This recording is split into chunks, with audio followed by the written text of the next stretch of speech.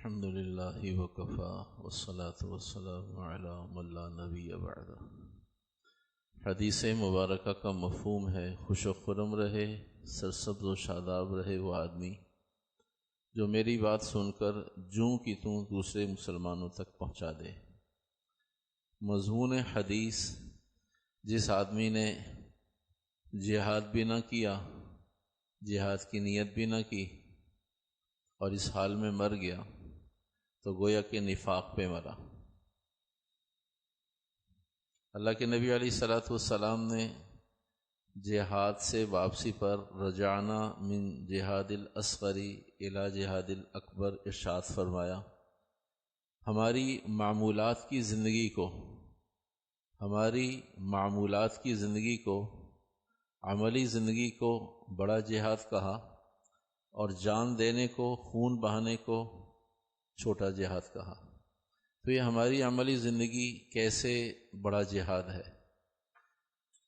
بنیادی مسئلہ یہ ہے کہ ہماری یہ زندگی بچ کر اور سنبھل کر چلنا آسان نہیں ہے۔ ہماری زندگی میں، ہمارے اس ماحول میں، زمانہ کوئی بھی ہو، حالات کوئی بھی ہوں، کسی بھی آدمی کا کسی بھی زمانے میں کمال ایمان کے ساتھ چلنا بغیر مشقت کے ممکن نہیں، بغیر تکلیفوں کے ممکن نہیں۔ صحابہ کے زمانے میں بھی کمال درجے کے ایمان پر چلنا آسان نہیں تھا۔ اس زمانے میں کفار تھے، مشرکین تھے، منافقین تھے، ملحدین تھے۔ تو ہر زمانے کے ایمان والوں کے لیے مسائل اور محاذ مختلف ہوتے ہیں، لیکن ایمان والے کے لیے کسی زمانے میں بھی کمال ایمان، کمال اعمال کے ساتھ چلنا آسان نہیں ہے۔ یہ مسئلہ صرف ہمارے زمانے میں نہیں ہے کہ ہمیں بہت مشکل ہے نماز پڑھنا اور ہم سے پہلے والوں کے لیے کوئی مشکل نہیں تھا۔ نہیں، مشکل ان کے لیے بھی تھا، ان کی مشکلات اور تھیں، ہماری مشکلات اور ہیں۔ ان کے مسائل اور تھے، ہمارے مسائل اور ہیں۔ ان کے مصائب اور تھے، ہمارے مصائب اور ہیں۔ ان کے امتحانات اور تھے، ہمارے امتحانات اور ہیں۔ ان کی آزمائشیں اور تھیں، ہماری آزمائشیں اور ہیں، لیکن تھیں وہاں بھی ہیں یہاں بھی۔ اس لیے کہ ایمان ہمیشہ ابتلا چاہتا ہے، آزمائش، مسائل، مصائب، تکلیفیں۔ اس لیے کہ ایمان آتا ہی نہیں ہے بغیر تکلیفوں کے، ایمان رہتا ہی نہیں ہے بغیر مشقتوں کے، ایمان اعمال جمتا ہی نہیں ہے بغیر آزمائشوں کے۔ اس لیے ہمارے مضمون کا حصہ نہیں ہے، معلومات کے لیے عرض کر رہے ہیں۔ اگر کسی بچے کا نام ایمان یا بچی کا نام ایمان رکھ دیں تو وہ بچہ یا بچی مستقل پریشان رہتا ہے۔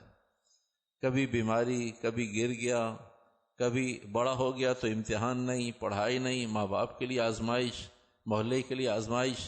تو ایمان نامی بچہ اور بچی، اس لیے کہ ایمان تو آتا ہے مزے سے، سہولت سے، ایمان تو آتا ہے تو وہ مشقت کا ایک بینر بن جاتا ہے، تکلیفوں کا ایک اشتہار بن جاتا ہے۔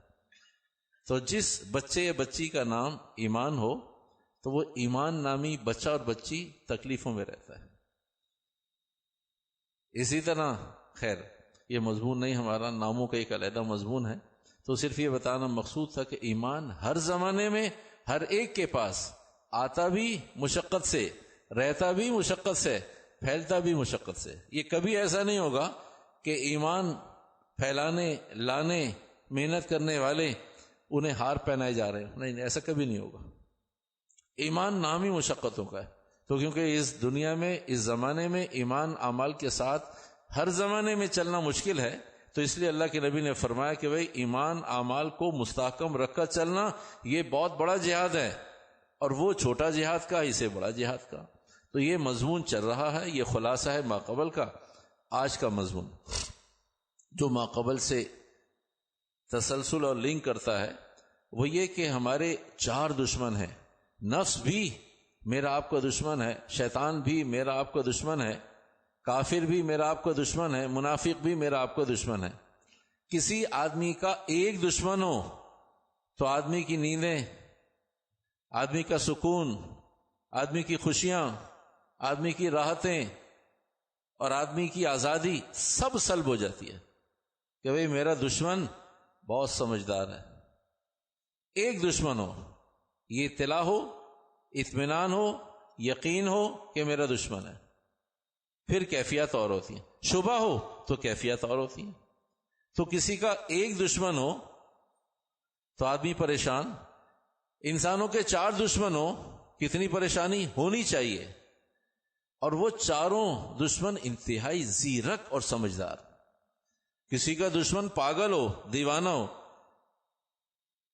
پاگل ہے، دیوانہ ہے، لیکن ہے دشمن، تو آدمی کو قدر اطمینان رہتا ہے کہ دشمن تو ہے لیکن پاگل ہے، فیصلے غلط کرتا ہے. لیکن دشمن ہو، ایک سے زائد ہو، دشمن ہو ہم سے زیادہ سمجھدار ہو، کتنا خوف ہونا چاہیے. اس خوف نے ہمیں مطمئن کر دیا. ہم تو مقابلہ کر نہیں سکتے، اس لیے نفس، حضرت نفس آپ بتائیے کیا کر رہے ہیں، حضرت شیطان آپ بتائیے کیا کر رہے ہیں، حضرت کافر آپ بتائیے کیا کر رہے ہیں، حضرت منافق آپ بتائیے، اس لیے کہ میں تو کمزور ہوں. ان کے طاقتور ہونے نے ہمیں نا امید اور مایوس کر دیا. اور نا امیدی مایوسی کب آتی ہے؟ جب ایمان بھی کمزور ہو، جب اعمال بھی پلے نہ ہو، پھر نا امیدی مایوسی. 4 ہیں 4000 اور ہو جائیں، 4000 ہیں 4 لاکھ اور ہو جائیں، لیکن ایمان اپنی جگہ پر ہے، اعمال اپنی جگہ پر ہیں. تو کہا بھی مجھے یہ پریشان اس لیے نہیں کرتے کہ میرے رب نے اور میرے نبی نے مجھے ان کا حل بتایا ہے. تو مجھے اپنے اللہ پر، اپنے نبی پر ٹرسٹ ہے، اطمینان ہے، بھروسہ ہے. انہوں نے اگر یہ چیزیں ساتھ رکھی ہیں تو راستے بھی تو بتائیں. اللہ ظالم تھوڑی ہے، نبی بھی رہنما ہے اور اللہ بھی ہادی ہے. نبی بھی راستے بتاتا ہے، اللہ بھی راستے بتاتا ہے. اور پھر راستے ہی نہیں بتاتے، اہدنا الصراط المستقیم، پھر راستوں تک چلنے کے لیے گارڈ دیتا ہے، محافظ دیتا ہے، قرآن کی صورت میں، اعمال کی صورت میں، فرشتوں کی صورت میں. کہا یہ تمہارے محافظ ہیں. بس ایمان مضبوط تو گارڈ کا یقین، ایمان کمزور کہا کیا ہوگا ایت الکرسی سے. یہ مولویوں کی بتائی ہوئی چیز. ایمان مضبوط صدقہ یقین، ایمان کمزور کا صدقے سے کیا ہوگا. ایمان مضبوط نماز سے سب کچھ ہو جائے گا. ایمان کمزور کا سارے لوگ پڑھی تو رہے ہیں، کیا ہو رہا ہے، کس کی دعا قبول ہے؟ ہمارے تو مولوی کی دعا قبول نہیں ہوتی، عام آدمی کی کیا ہوگی. جب ایمان کمزور تو ساری چیزیں فوٹو کاپی، فوٹو اسٹیٹ. اور ایمان مضبوط تو ساری چیزوں میں عرق، زرق اور برق سب نظر آتا ہے. جان بھی نظر آتی ہے. اس نے نا اسے نچوڑیں گے کچھ نکل آئے گا، عرق نظر آئے گا. زرق اس میں نور نظر آتا ہے، برق اس کی چمک متعدی ہو رہی ہے. جب ایمان اپنی جگہ نہیں تو کوئی چیز نہیں. لوگ کر رہے ہیں، کرتے رہیں بھائی. تو اس کی صورت میں ہمارے 4 دشمن ہیں اور چاروں مضبوط اور سمجھدار ہیں. ہمیں کتنا پریشان ہونا چاہیے. تو 4 دشمن ہمارے کون کون سے؟ نفس ہمارا دشمن، شیطان ہمارا دشمن، کافر ہمارا دشمن، منافق ہمارا دشمن. نفس ہمیں خیالات، تصورات، تخیلات کے ذریعے لیتا ہے، ہمیں سنبھالتا ہے تخیلات، تصورات کے ذریعے. شیطان ہمیں چیزوں کو مزین کر کے، خوبصورت کر کے پیش کرتا ہے، ہم پھنس جاتے ہیں اس میں. کافر ہمیں عزت اور دولت کے ذریعے پریشان کرتا ہے، ہم متاثر ہو جاتے ہیں. تو فقر کفر کے قریب ہے. ہم دیکھتے ہیں ہمارے مسائل حل ہو جائیں گے، ہم باعزت ہو جائیں گے، تو ہم ایک قدم بڑھاتے ہیں، وہ دلدل کا قدم ہے. تو دوسرا قدم بغیر بڑھائے آدمی کو سنبھالنا پڑتا ہے. پہلے ایک تھا دلدل میں، اب 2 ہے دلدل میں. یہ کفر کی جانب سے عزت اور کفر کی جانب سے مال کی پیشکش، یہ قبول کرنا، یہ ایسا ہے جیسے دلدل میں ایک پیر رکھنا ہے. اور عام زمین، سخت زمین، فلیٹ زمین کا اصول اور دلدل کے اصول مختلف ہیں. دلدل کا اصول یہ ہے کہ ایک قدم صرف آپ رکھیے، باقی دوسرا قدم آپ سے رکھوایا نہیں جائے گا، آپ خود رکھتے ہوں گے. اس لیے کہ پہلا دھنس رہا ہے، اب کیا کروں، کہا دوسرا. تو اس وقت آدمی کی حیثیت مکھی کی ہوتی ہے کہ مکھی ایک پر پہ پھنس جاتی ہے، پھر وہ دوسرا پر پھنساتی ہے، وہ دوسرا پھنس جاتا ہے. ٹانگیں پہلے پھنسی ہوئی ہیں، ایک پر پھنسا تو دوسرا آزاد تھا بھی ہلا رہی تھی، پھر دوسرا بھی کہ شاید پہلا نکل آئے، نہ پہلا نکلا نہ دوسرا نکلا نہ ٹانگیں، وہ شیرے میں پھنس گئی. تو مکھی کی دلدل شیرہ ہے، انسان کی دلدل دلدل ہے. وہ ایک پیر پھنستا ہے شاید بچ جاؤں گا، دوسرا اب وہ نہ نکلنے کا اور سوائے اس کے کہ وہ آہستہ آہستہ دھیرے دھیرے خرامہ خرامہ ٹخنوں تک، گھٹنے تک، پیٹ تک، پھر سر تک 4 دشمن ہے. اور یہ چاروں دشمن، ان چاروں کی خصوصیت اور چاروں کی خواہش یہ ہے، نفس نے بھی، شیطان نے بھی، کفر نے بھی، منافق نے بھی، جانا جہنم میں ہے. تو یہ کہتے ہیں کہ ہم چاہتے ہیں کہ چاروں مل کر 5ویں مسلمان کو بھی ساتھ لے کے جائیں تاکہ اللہ کا نظام جنت کا ویسی ختم ہو جائے، سارے لوگوں کے لیے جہنم تیار ہے. کبھی یہ اکیلا جنت میں کیوں جائے؟ دنیا ہماری جنت تھی، آخرت بھی یہ ساتھ ہونی چاہیے. جب دنیا میں ہم ساتھ تھے تو آخرت میں بھی ساتھ ہونے. آخرت میں یہ مسلمان جنت میں، ہم جہنم میں، یہ کیا قصہ ہے؟ ہم چاروں پاگل تھے کیا؟ ہم چاروں اتنے سمجھدار تھے تو 5واں ہمارے ساتھ آنا چاہیے، اس لیے کہ ہم تو 5ویں کے ساتھ جنت میں جا نہیں سکتے. ایمان، اسلام اور مسلمان. ایمان کا تقاضا یہ ہے، ایمان چاہتا یہ ہے کہ خواہشات چھوڑو. اسلام کا تقاضا یہ ہے، اسلام چاہتا یہ کہ قبول کرو. انسانیت کا تقاضا یہ ہے، انسانیت چاہتی یہ ہے کہ محتاط رہو. تو ایمان کا تقاضا، ایمان کی چاہت کہ خواہشات چھوڑو، تو ہم خواہشات پر چلنے والے لوگ ہیں. اگر ہماری کوئی پوری تعریف پوچھے، اگر ہماری کبھی اس وقت انسانیت کی تعریف کا جو خواہشات پر چلتا ہو، چیزوں کو قبول نہ کرتا ہو اور غیر محتاط زندگی گزارتا ہو، یہ انسان ہے. ایمان کا تقاضا خواہشات چھوڑو، ہم نہیں چھوڑ رہے. اسلام کا تقاضا قبول کرو، ہم قبول نہیں کر رہے. انسانیت کا تقاضا محتاط رہے، محتاط نہیں ہے. تو گویا کہ انسان کی پوری تعریف غیر محتاط، نہ قبول کرنے والا، خواہشات کو سینے سے لگا کر چلنے والے کو انسان کہتے ہیں. تقاضا ایمان پورا نہیں ہو رہا، تقاضا اسلام پورا نہیں ہو رہا، تقاضا انسانیت پورا نہیں ہو رہا. ان تینوں کے اگینسٹ ہم غیر محتاط ہو گئے، ہم غیر قبول کرنے والے ہو گئے، قبول نہیں کرتے، خواہشات نہیں چھوڑتے.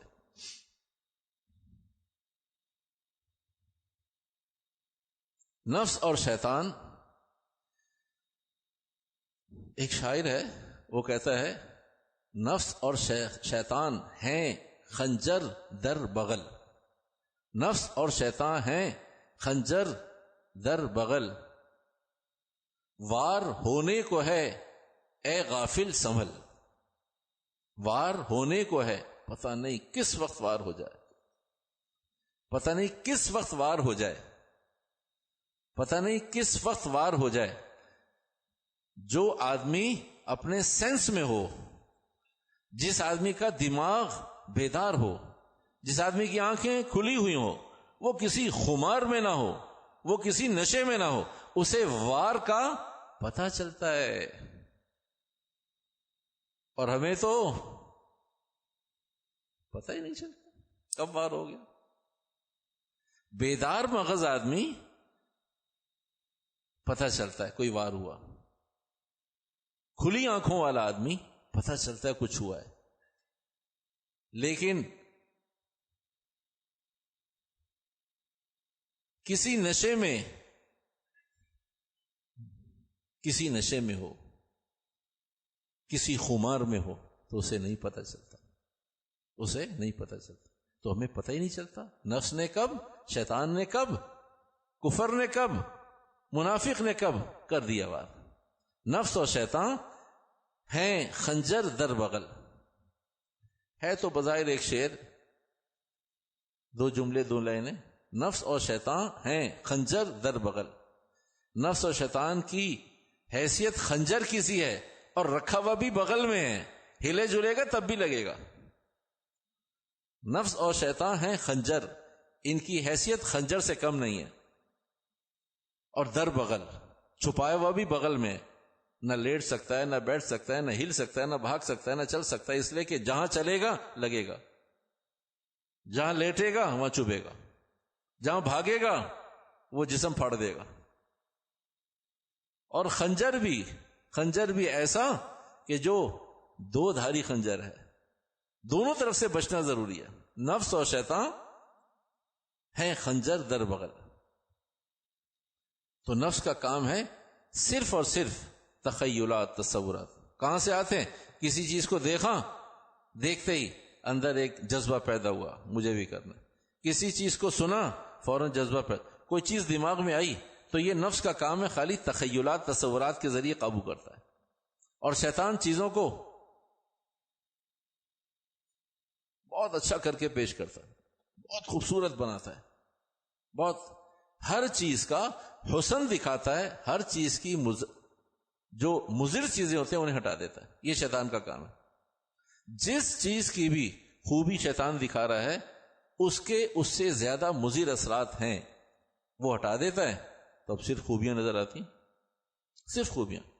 کیمرے کی خوبیاں، یادداشت، سینریز، لوگ، بڑے بوڑھے، بچے، فیملی، سارے فوائد دکھائے اور نقصانات سب مٹا دیے. اب کیمرہ سمجھ میں آ گیا.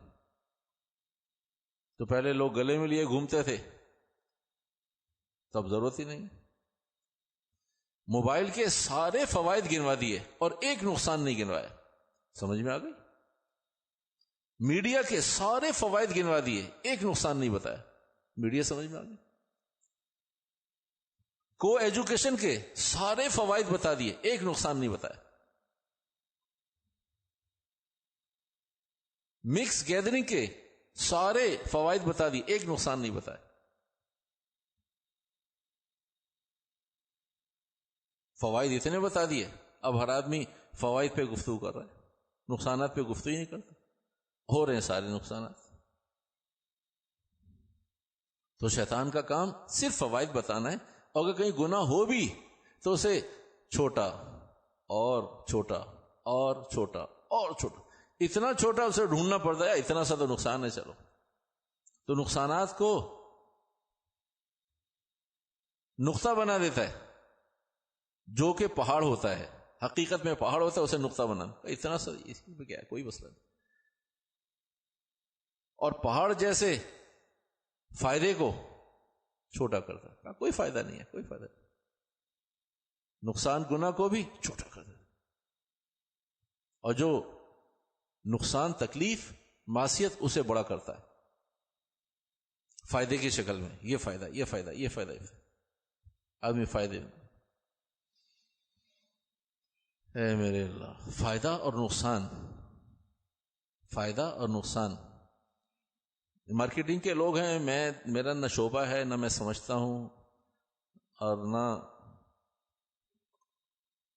ہماری کوئی سوجھ بوجھ، نہ ایجوکیشن. نفع کو آدمی پروموٹ کرتا ہے، نفع کو مارکیٹنگ والے لوگ ہیں تو خوب سمجھتے ہیں، اور نہیں بھی ہیں تو یہ تو شہر ہی مارکیٹنگ ہے، شہر میں رہنا ہی خود ہی مارکیٹنگ ہے.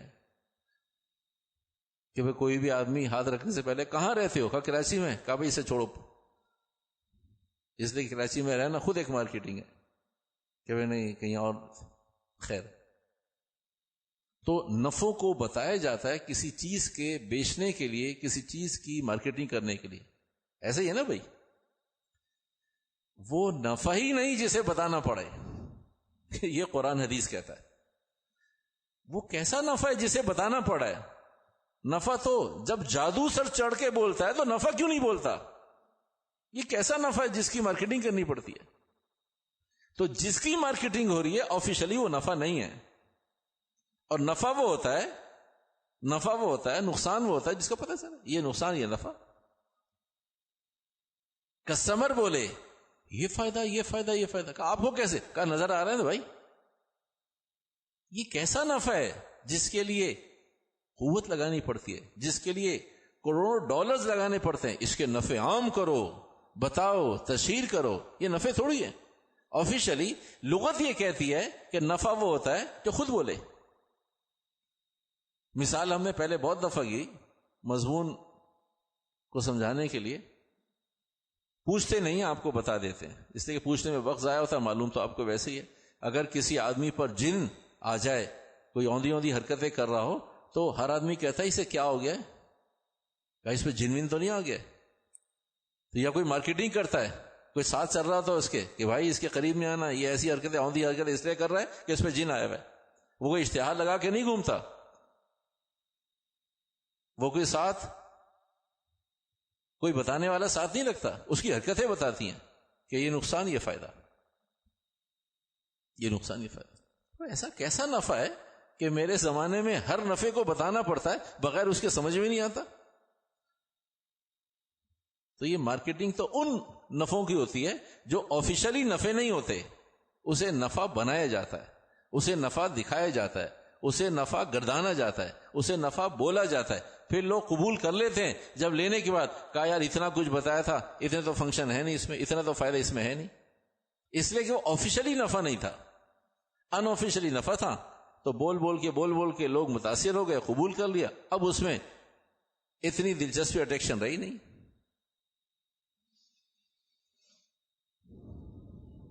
مضمون انشاءاللہ آگے چلے گا، ہم مضمون کو سمیٹتے ہیں ایک بات عرض کر کے. وہ بات یہ، ایک موقع پر شیطان سے ایک نیک آدمی نے، بزرگ آدمی نے کہا کہ بھئی تو نے لوگوں کو بہت بہکایا، بہت پریشان کیا، اتنے لوگ عمل سے ہٹ گئے، اتنے لوگ عمل چھوڑ بیٹھے ہیں. کہا نہیں ایسی بات نہیں. کیا ایسی بات نہیں ہے؟ اور کیسی بات ہے؟ کہا اچھا جو لوگ کہتے ہیں میں نے گناہوں میں لگا دیا ہے تو آپ بھی انہی لوگوں میں سے ہیں، اور یہ بات ٹھیک نہیں ہے. اور بزرگ سے کہتا ہے شیطان کہ آپ بھی انہی لوگوں میں کہ جو کہتے ہیں شیطان نے گناہ پہ لگا دیا. کہا ایسا نہیں ہے، میں کیوں کسی کو گناہ پہ لگاؤں گا، میرا کام گناہوں پہ لگانا ہے. کہ تم شیطان ہو اور تمہارا کیا کام ہے؟ کہ آپ کو یقین دلانے کے لیے آپ کو تھوڑا سا وقت میرے ساتھ لگانا پڑے گا. آپ کچھ وقت میرے ساتھ رہیں تو پھر آپ ان لوگوں میں شامل ہو جائیں گے جو یہ کہیں کہ ساری دنیا غلط کہتی ہے کہ شیطان گناہوں میں نہیں لگاتا، گناہوں میں آدمی خود لگتا ہے. تو وہ حلوائی کی دکان پر شیطان ان بزرگ کو لے گیا اور شیرے کی پرات میں انگلی ڈپ کی اور اس نے دیوار پہ لگا دی. اس شیرے کا ایک قطرہ وہاں لگنا تھا، مکھی آئی، مکھی کے اوپر چھپکلی آئی، چھپکلی کے اوپر پنجہ مارا بلی نے، بلی کے اوپر کتا آیا، کتے کے مالک نے یہ دیکھا کیا ہو رہا ہے، حلوائی نے اس کے سر پہ ڈنڈا مارا، کتا گر گیا، تھوڑی دیر میں مر گیا. تو حلوائی کے آدمی کو جس کا کتا تھا اس نے سر پہ ڈنڈا مارا، وہ مر گیا. ادھر سے حلوائی کے لوگ، ادھر سے گاہکوں کے لوگ، 5 آدمی ادھر کے 5 آدمی ادھر کے، 10 آدمی مر گئے. پھر بڑے بوڑھے بیچ میں پڑے کہ بھائی یہ تو قصہ لامتناہی ہے. قصہ ذرا دیر کو تھم گیا تو بزرگ کا ہاتھ پکڑ کے کہا کہ چھپکلی میں لے کر آیا تھا، مکھی کو میں نے پن کیا تھا، کتے کو کون لے کر آیا تھا، کتے کے سر پہ ڈنڈا میں نے مارا ہے، ڈنڈا مارنے والے کے سر پر میں نے ڈنڈا مارا ہے، تیسرا بندہ میں نے مارا ہے، ادھر سے تیسرا میں نے، ادھر سے چوتھا، پانچواں، کے 5 آدمی 10 آدمی کی لاشیں یہاں پڑی ہیں. میں نے کیا کیا یہ بتا دیجیے، میں نے کیا کیا یہ بتا دیجیے، میں نے کیا کیا یہ بتا دیں. اتنے کام ہو گئے، سب کچھ لوگوں نے خود کیا ہے اور فائل بھر گئی ہے شیطان کی. تو ان بزرگ نے کہا کہ بھئی اتنی بات تو تیری میری سمجھ میں آ گئی کہ بھئی تو نے نہیں کیا، لیکن یہ شروع کہاں سے ہوا ہے؟ یہ سب جو لوگ سسٹم میں آ گئے یہ کہاں سے ہوا ہے؟ کہا یہ ایک شیرے سے. تو کہا یہ شیرہ، بزرگ نے کہا یہ میں نے لگایا تو نے لگایا؟ یہ شیرہ کس نے لگایا؟ کہا شیرہ میں نے لگایا. تو کہا جب شیرے سے ہوا ہے تو انڈائریکٹلی سب کچھ تو نے ہی تو کیا ہے، تو شیرہ نہ لگاتا. کہا میں کیوں نہ لگاتا شیرہ؟ اگر یہ دعائیں پڑھتا تو میں نہ آتا نا، نہ اس نے مسلمان نے دعائیں پڑھی، اس لیے مجھے آنے کا موقع ملا، میں نے شیرہ لگا دیا. تو اس نے اپنا کام نہیں کیا، میں نے تھوڑی کیا. کہا پڑھ لیتا دعائیں، آیت الکرسی پڑھ لیتا. کہا دعائیں یہ نہ پڑھے. تو بزرگ سے شیطان نے کہا کہ آیت الکرسی پڑھنا میرا کام ہے یا آپ لوگوں کا کام ہے؟ کہا کام تو ہمارا ہے. تو کہا حلوائی سے کہو نا، کام کرنے والے سے کہو کہ تھوڑی سی اپنی آخرت کے لیے بھی کچھ پڑھ لیا کرے، کچھ تھوڑا سا حفاظت کے لیے بھی پڑھ لیا کرے، کچھ تھوڑا سا اعمال کو سیو کرنے کے لیے بھی پڑھ لیا کرے. کہا تم نے اپنا کام نہیں کیا، اللہ کے نبی علیہ السلام نے، تمہارے نبی نے تمہیں کچھ حفاظت کے لیے بتایا یا نہیں بتایا؟ ایک بات آخری،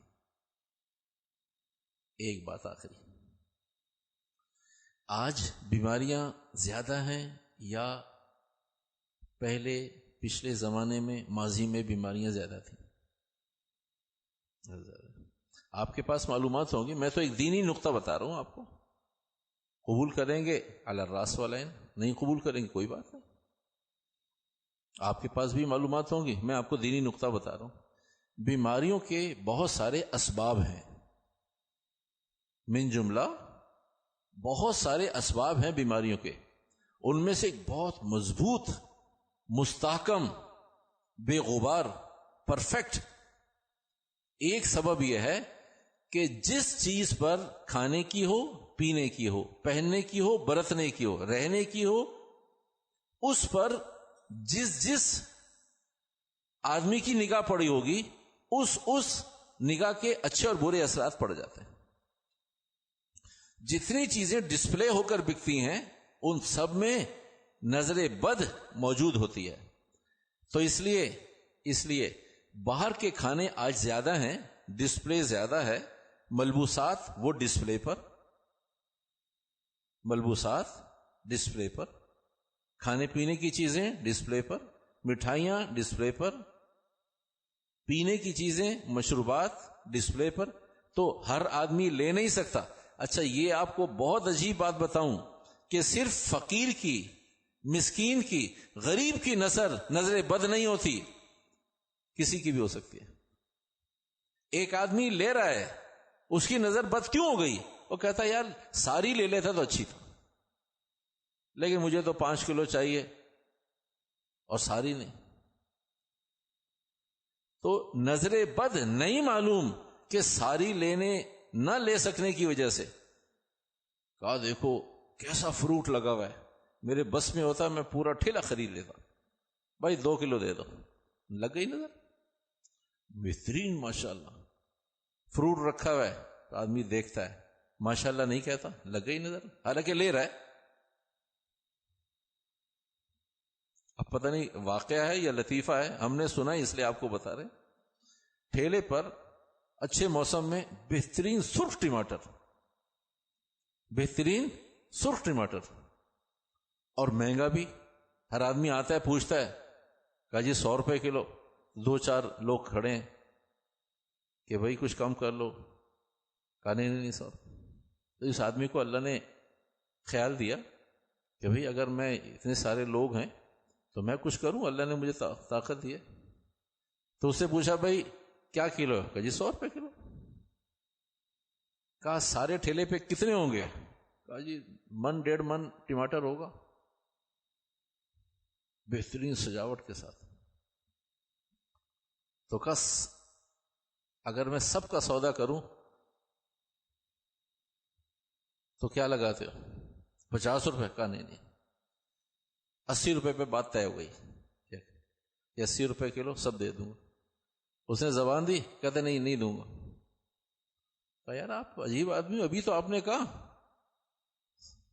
پورے ٹھیلے کا حساب کرو 80 روپے. کا نہیں دوں گا. کہا کیوں؟ کہا اچھا 90 روپے. کہا 90 بھی نہیں دوں گا. تو اس نے چلتے چلتے کہا کہ بھئی کیونکہ اب میں نے نیت کی ہے، کچھ لوگ بھی کھڑے ہیں اور لوگ مہنگا سمجھ کے نہیں لے رہے. کہا اچھا 100 روپے. کہا آپ کو 100 روپے میں بھی نہیں دوں گا. کتنی عجیب بات ہے، عجیب بات ہے یا نہیں؟ ایک آدمی کا سارا ٹھیلا ایک وقت میں بک رہا ہے، 80 روپے دے دیتا ہوں. پتہ نہیں کیا خیال. کہا نہیں آپ نے زبان دی ہے. کہا نہیں دے رہا، بس مرضی میری. کہا اچھا 90 روپے. 90 بھی نہیں دوں گا. 100 روپے. اس خیال سے کہا کہ 100 روپے کہیں گے تو 100 روپے ضرور دینا چاہیے اسے، اس لیے کہ تو دے ہی رہے، بیچی 100 روپے. کہا آپ کو 100 روپے میں بھی نہیں دوں گا.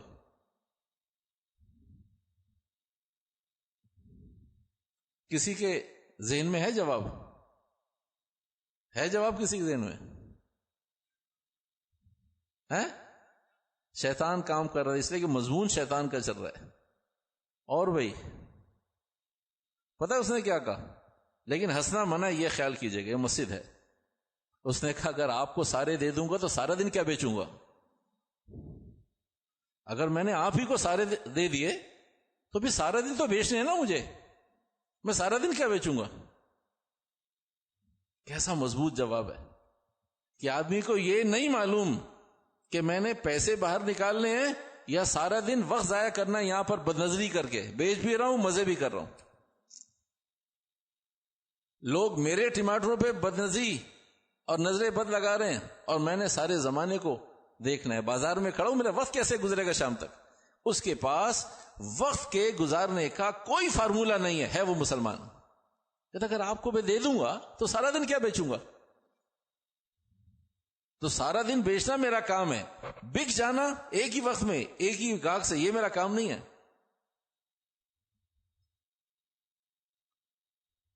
پتہ نہیں امت کا کتنا سمجھدار آدمی کن چیزوں میں لگا ہوا ہے، امت کا کیسا کیسا سوجھ بوجھ رکھنے والا آدمی کن کن کاموں میں لگا ہوا ہے. تو میرے بھائیوں، یہ نفس اور شیطان، کفر اور نفاق، یہ چاروں ایسے مضبوط بھاری بھرگم دشمن ہیں اور ہر وقت ایک پلیٹ فارم پہ رہتے ہیں. جب مسلمان کے خلاف کوئی کام کرنا ہے تو چاروں مل کے کرتے ہیں. اب اتنا مضبوط دشمن، اجتماعی دشمن، اور دو تو ایسے جو نظر نہیں آتے، نفس و شیطان نظر بھی نہیں آتے. یہ کتنے عجیب بات ہے. دشمن بھی ہے، دشمن نظر آتا ہے تو آدمی فائر کرتا ہے، مارتا ہے. وہ نظر بھی نہیں آتے، فائر بھی نہیں کر سکتا آدمی. اتنی حساسیت اور میں اور آپ اتنے ہی غافل. اللہ پاک عمل کی سمجھ کی توفیق عطا فرمائے. الحمدللہ رب العالمین والعاقبۃ للمتقین والصلاة والسلام علی سید الانبیاء والمرسلین. رب اجعلنی مقیم الصلاة ومن ذریتی ربنا وتقبل دعاء. ربنا اغفر لی ولوالدی وللمؤمنین یوم یقوم الحساب. رب